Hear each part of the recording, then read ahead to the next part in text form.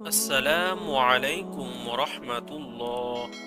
আজকে আপনাদেরকে জানাবো কঠিন বিপদ আপদ ও বালা মুসিবত থেকে মুক্তির জন্য মাত্র 60টি আমল করলেই কঠিন বিপদ আপদ বালা মুসিবত দূর হয়ে যাবে ইনশাআল্লাহ। বিপদ আপদ ও বালা মুসিবত থেকে বাঁচার অপার্থিব কিছু পদ্ধতি আছে, সেগুলো অনুসরণ করলে বালা মুসিবত দূর হবে ইনশাআল্লাহ। তবে মনে রাখতে হবে যে দোয়া ও দাওয়া দুটি জরুরি। এখন আমরা জানব কঠিন বিপদ আপদ ও বালা মুসিবত থেকে মুক্তির জন্য 60টি আমল সম্পর্কে। 1 নাম্বার আমল, তওবা ও ইস্তেগফার করা। পরীক্ষা ও বিপদে পতিত হওয়া, গুনাহ থেকে মুক্ত হওয়ার মাধ্যম হলো তওবা ইস্তেগফার করা। তবে শর্ত হলো ওই পরীক্ষা ও বিপদে ধৈর্য ধারণ করতে হবে এবং তার জন্য সওয়াবের আশা পোষণ করতে হবে। রাসূল সাল্লাল্লাহু আলাইহি ওয়াসাল্লাম বলেন, যে ব্যক্তি সর্বদা ক্ষমা চায়, আল্লাহ তাআলা তার জন্য প্রত্যেক সংকীর্ণতা থেকে একটি পথ বের করে দেন এবং প্রত্যেক চিন্তা থেকে তাকে মুক্ত দেন, আর তাকে রিজিক দান করেন এমন স্থান থেকে যা সে কখনো কল্পনাও করে না। 2 নাম্বার আমল, তাহাজ্জুদ সালাত আদায় করা। রাসূল সাল্লাল্লাহু আলাইহি সাল্লাম বলেন, আমাদের রব প্রত্যেক রাতেই নিকটবর্তী আকাশে অর্থাৎ প্রথম আকাশে অবতীর্ণ হন। যখন রাতের শেষ তৃতীয়াংশ ভাগ অবশিষ্ট থাকে এবং বলতে থাকেন, কে আছে যে আমাকে ডাকবে, আমি তার ডাকে সাড়া দিব। কে আছে যে আমার নিকট কিছু চাইবে, আমি তাকে তা দান করব। এবং কে আছে যে আমার নিকট ক্ষমা চাইবে, আমি তাকে ক্ষমা করব। সুতরাং এ সময়ে তাহাজ্জুদ সালাত আদায় করে আল্লাহর কাছে বালা মুসিবত থেকে মুক্তির আশ্রয় প্রার্থনা করলে তিনি তা থেকে মুক্তি দিবেন। 3 নাম্বার আমল, সদকা করা। জানমালের উপরে বিপদ আপদ ও আল্লাহর অসন্তোষ থেকে পরিত্রাণের অন্যতম উপায় হচ্ছে দান সদকা করা আর অন্যের প্রতি অনুগ্রহ করা।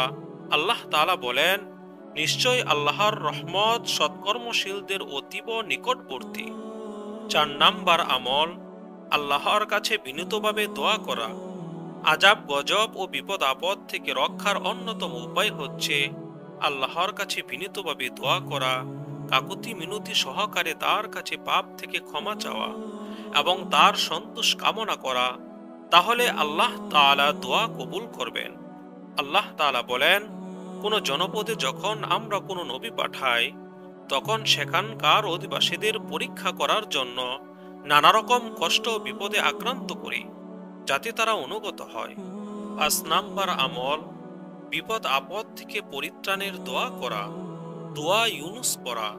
রাসূল সাল্লাল্লাহু আলাইহি সাল্লাম বলেন, আমি তোমাদের এমন কোনো বিষয়ে সংবাদ দিব যে তোমাদের কারো উপর যখন দুনিয়াবি কোনো কষ্ট ক্লেশ অথবা বালা মুসিবত নাজিল হয়, তখন তার মাধ্যমে দোয়া করলে তা দূরীভূত হয়। তা হলো ইউনুস আলাইহিস সালামের দোয়া, লা ইলাহা ইল্লা আনতা সুবহানাকা ইন্নী কুনতু মিনাজ জালিমিন।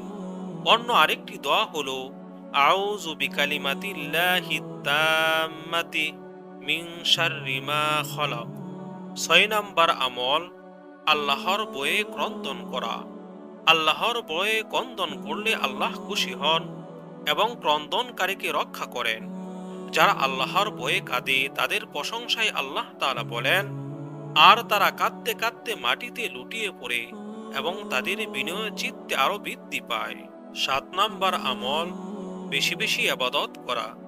বিপদ এলে বেশি বেশি ইবাদত বন্দেগী করা উচিত, যাতে আল্লাহর রহমত নাজিল হয় এবং তিনি দয়া করে আপতিত বিপদ থেকে রক্ষা করেন।